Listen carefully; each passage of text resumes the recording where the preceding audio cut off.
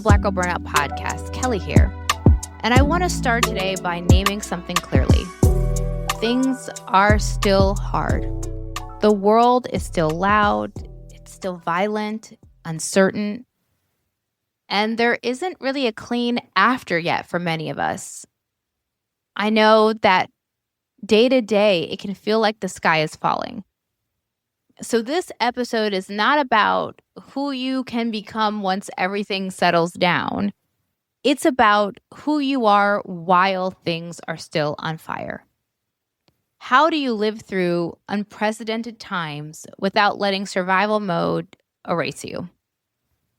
How do you stay soft or human and connected to yourself? Not because it's easy, but because it's necessary. That's what we're talking about today. The bottom line is things are not easy. And this episode is not about waiting for them to get better, especially since it feels like increasingly more tragic or stressful. But it's how to live while things are still hard. The truth is, survival mode is a state of being. It's not a personality. And we need to be really clear about the fact that how we cope and who we are not the same thing. We're in a world now where survival mode makes sense. Let's be honest. To get through day to day, there are parts of yourself that you are having to manage.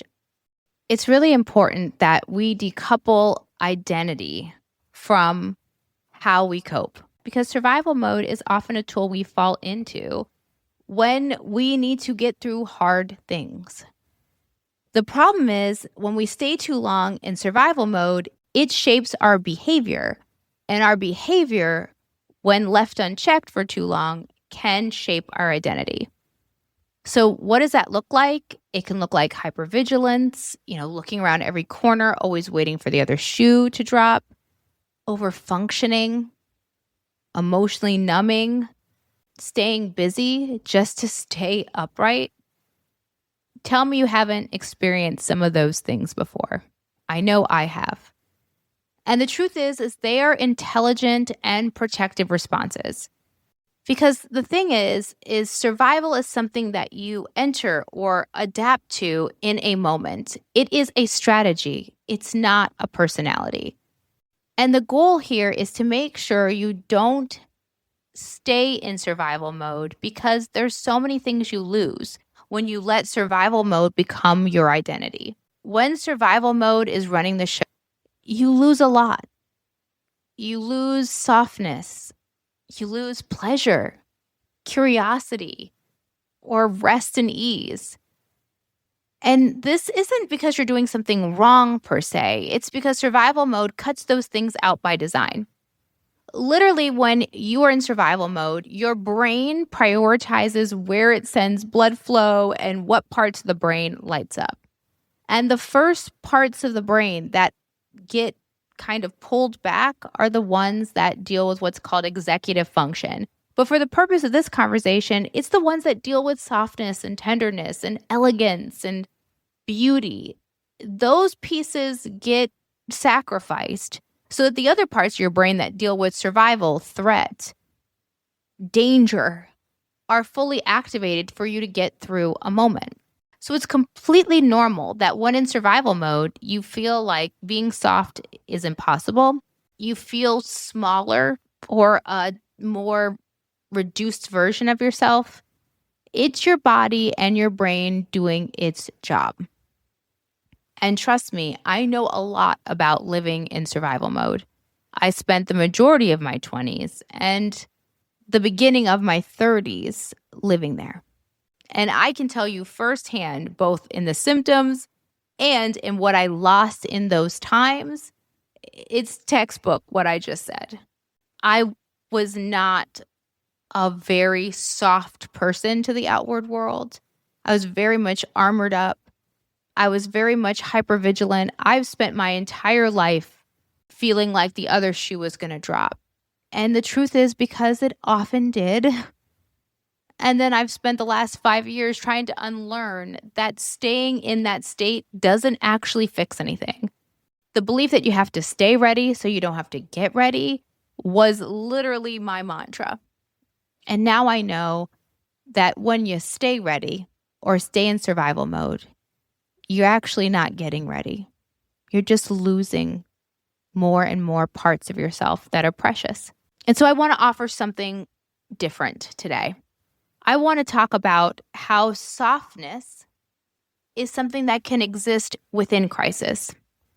That it is not something that happens afterward. It is not a silly, crazy thing to think about when you're struggling. That in fact, softness is a tool that helps us better manage crisis. Because softness can help us move through difficulty. It can help us get through the fire. And if you learn nothing else, I want you to take away from this episode that softness doesn't require everything to be perfect, for you to feel no danger or no distress. That in fact, softness can do 3 really key things. It can help you pace yourself, it can help you take care of your body, and it can give you the flexibility, something we talked about before, to choose what you carry and what you set down. I now embrace the fact that I can live in a world where I am alert and gentle, that I get to be informed and regulated. I'm here talking to you about a version of softness that doesn't require you to be completely delusional. So, how do we get there? What types of questions and what types of thoughts do we need to be focused on to be able to keep softness while surviving? I want you to write them down if you can. What values matter to you, regardless of crisis, regardless of what's going on in your world? What matters to you? What fundamentally what is fundamentally important about the way you see the world and the way you want to carry yourself? Maybe it's community. That is not going to change whether times are good or bad. It's just something that's a part of who you are. Take a moment to reflect on what are the things that at the core of who you are matter. For me, it is definitely being able to maintain some level of softness and kindness in the way I move. When things get hard, I become less kind. I wouldn't say I become cruel. I just become less nice. My sarcasm and my humor is something I really pride myself on. I think I'm a relatively funny person. But when I'm stressed and when I feel like the world is squeezing in on me, I get a little sharper with my wit. It gets a little meaner. And so for me, when I think about my values, I think about how can I be more kind? How can I retain kindness? How can I let my voice sound like this now outside of a recording environment in my day-to-day life when someone cuts me off in traffic? Because I don't sound like this when that's happening. But it's a call for me to reconnect to the value of kindness. Let's talk about something too many of us carry in silence. Money. The fear, the shame, the confusion, the pressure to hold it all together when it feels like everything is falling apart. Debt, divorce, caregiving, trying to stretch one check into 2. Financial stress doesn't just drain your bank account, it drains your spirit. But you don't have to figure it out alone. There's a place where you can lay that burden down and get real help, the Savvy Ladies Helpline. It's free. Yes, free. You'll be matched with a certified financial expert for a private one-on-one session, someone who will listen without judgment and help you take the next right step. You can ask the hard questions. How do I start building wealth even if I've made mistakes? How do I get out of debt? What happens to my money after a breakup? How do I put more joy into my budgeting? This call could change your life because clarity brings peace. And peace with your money is true freedom. Savvy Ladies is a nonprofit dedicated to helping women, especially women like us, learn, plan, and reclaim control of our financial lives. So please, don't stay in silence. Go to savvyladies.org and book your free session today. You don't have to struggle alone anymore. Help is waiting for you. Beginning of the year, I'm always trying to do everything right. Sleep better, eat well, move my body. But for years, I still felt exhausted. Brain fog, headaches, low energy that never fully lifted. I eventually learned that I had iron deficient anemia. And I know firsthand how quietly iron deficiency can drain your life. Even before anemia, low iron can cause fatigue, trouble focusing, irritability, and feeling like your energy is always just out of reach. That's why I'm really intentional about the iron supplement I take and why I recommend Citarol from PharmaNutra. Citarol uses patented sucrosomial technology to help your body absorb iron 3 to 4 times better than standard supplements, and without the common side effects like nausea, constipation, or a metallic taste. It's easy to swallow, it's gentle on my stomach, and something I can actually stay consistent with. If you're starting the year feeling tired or foggy despite good habits, you're not alone. And this might be the support your body needs. Head to pharmanutra-us.com and use the code BGB for 10% off your first order of Citarol. That's PHARMANUTRA-US.com. Promo code BGB. The second question to think about is, what parts of yourself do you want to refuse to harden? In other words, what parts of yourself do you not want to lose when things get hard?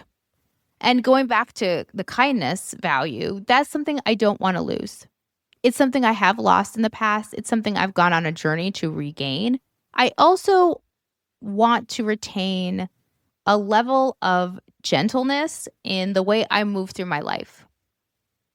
I got to a place in my many years of existence now where I realized no one is ever going to take that away from me. That feeling you get when you're angry, when you're tense, when you feel betrayed, when you're frustrated. I don't want to move through the world like that all day long. I don't want to lose the part of myself, the pieces of Kelley that still like to laugh in a healthy and happy way, that still likes to have soft things around me. For a long time, I felt that being soft was being weak, and that softness is the one thing that is a luxury in a world as a Black woman. And now my softness has become essential to me. It is something I refuse to lose, even when the world is hard. So think about, what parts of yourself do you want to hold on to no matter what is happening in the world? The third question to think about is, what helps you feel like yourself, even briefly? This is where we can start to build tools. Once we're clear about what it is we don't want to lose, now we can think about what it is we can do to help keep that softness in our lives. So what helps you feel like yourself?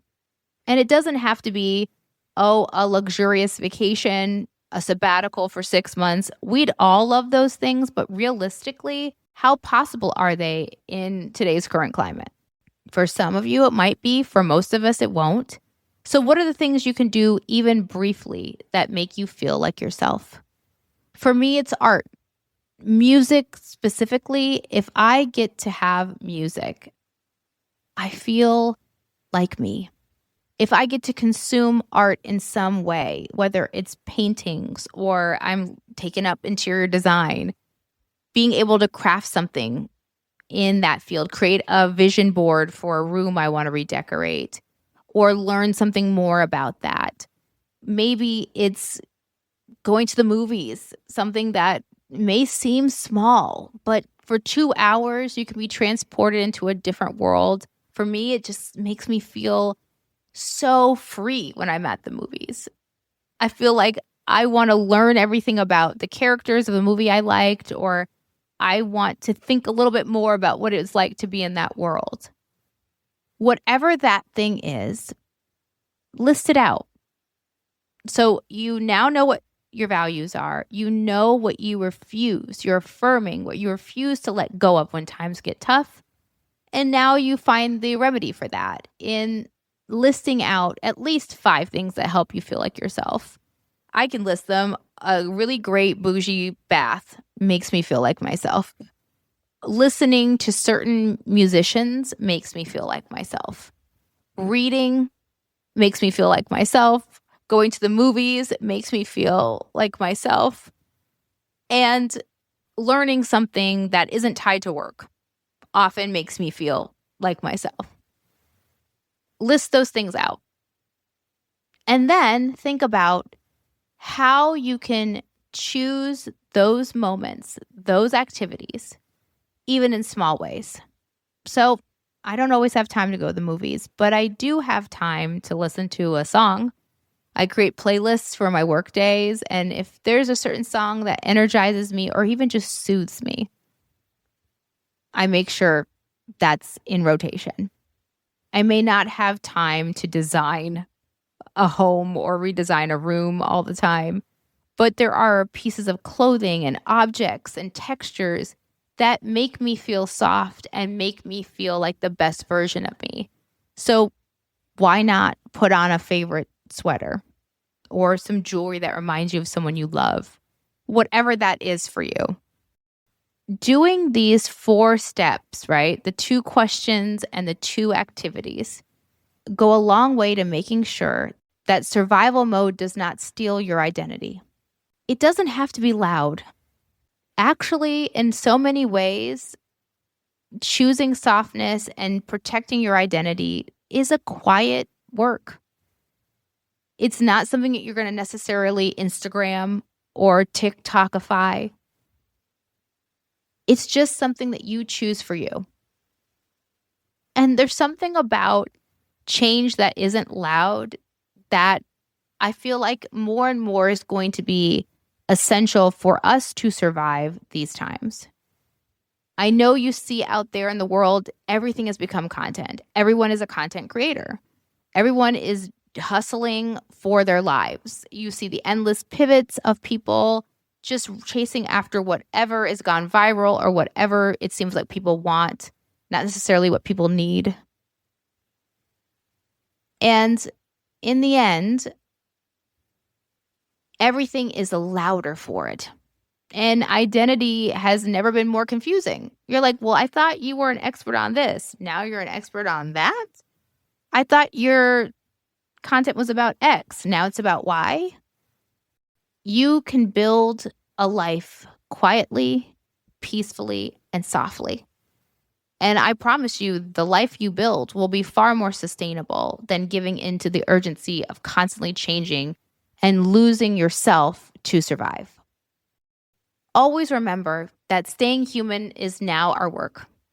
When faced with inhumane times, the most important thing we can do is stay human.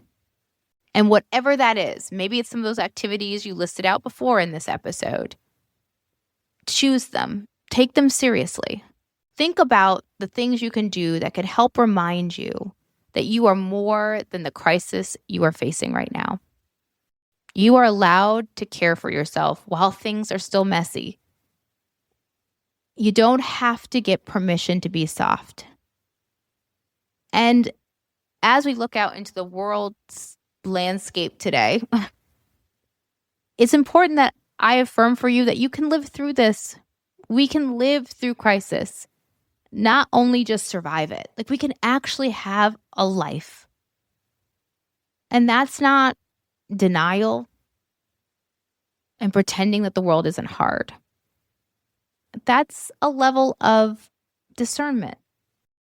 So you're not weak for needing care, and you're not failing because things are hard. You are choosing to let go of survival mode as an identity and trying that for a bit.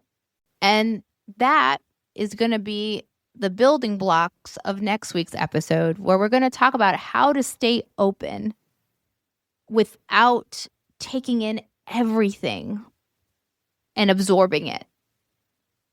How we can stay steady and grounded while things are crumbling.